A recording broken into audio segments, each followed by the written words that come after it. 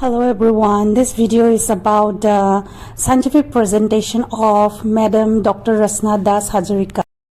The respiratory rate, the oxygen saturation, the blood pressure, and one point of care test which is to be done in all children who come to your emergency, that is the testing of the blood sugar. So that why it is important? This girl's drowsiness could be because of hypoglycemia. Okay? So if you do a blood sugar immediately when you see the child and you find that the sugar is 30 or 40, your first intervention will be giving the dextrose, right? As soon as you give dextrose, sometimes within 1 minute they start waking up, eyes open, and they will look at you, okay? So therefore, this test is very, very important, this point of care test, that is the blood sugar. Then there is another component, the secondary assessment, which has a focused medical history by the mnemonic sample and a detailed examination. So in sample, what does S stand for? It stands for the signs and symptoms.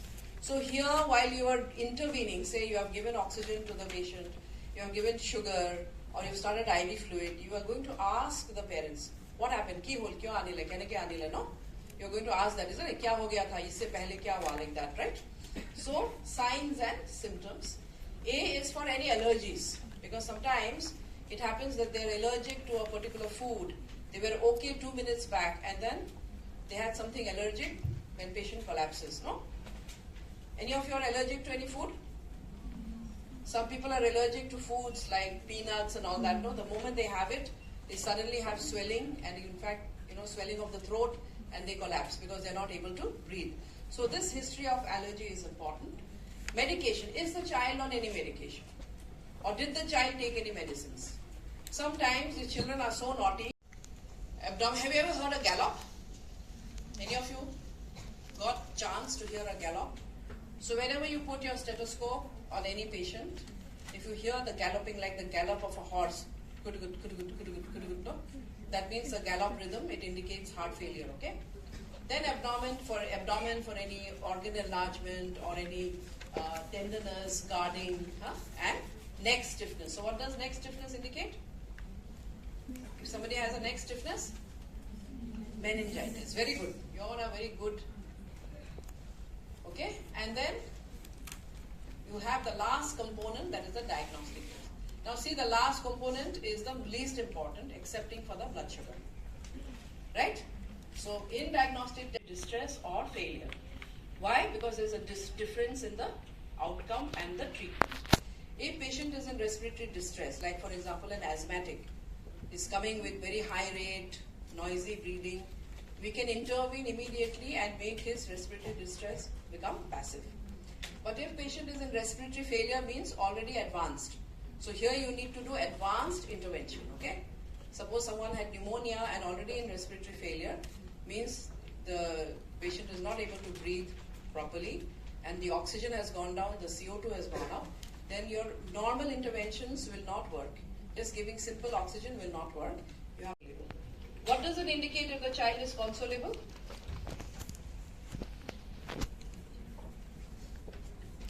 In the previous lecture, Madam said no, after giving DPT vaccine, pulse is absent or the patient is gasping, we need to immediately stabilize the airway and give positive pressure ventilation.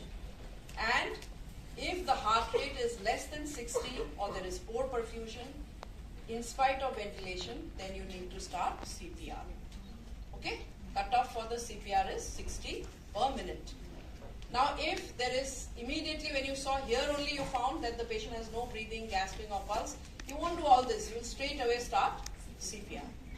But if the patient is breathing, the patient is responsive, breathing and pulse are present, then you will look at whether there is an airway compromise or not. What is the breathing and the circulation? No other problem, then you will proceed with primary assessment. But anytime you find that there is a problem, you will come back here where you have to stabilize the patient. That means you have to intervene.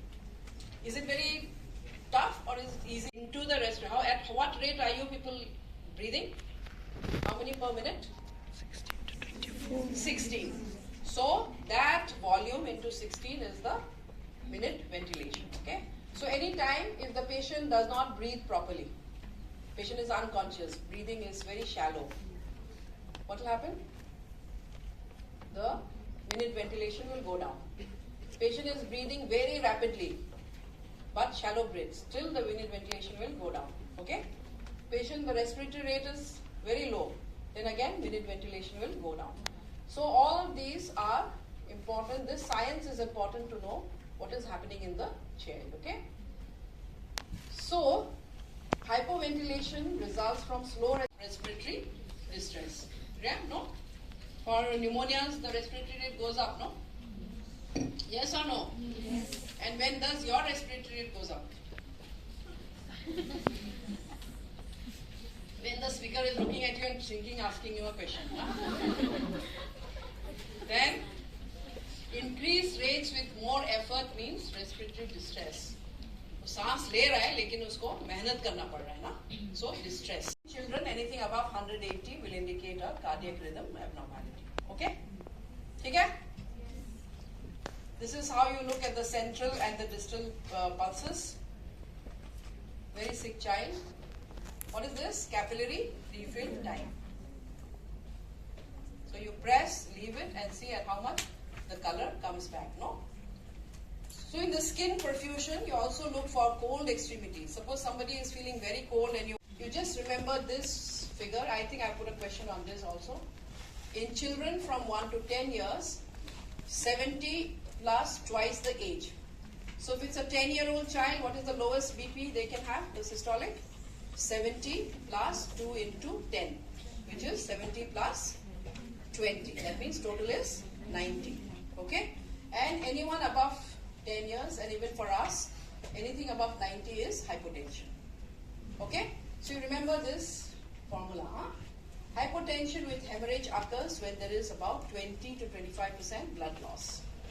Acute blood loss. And this is very, very important for nurses.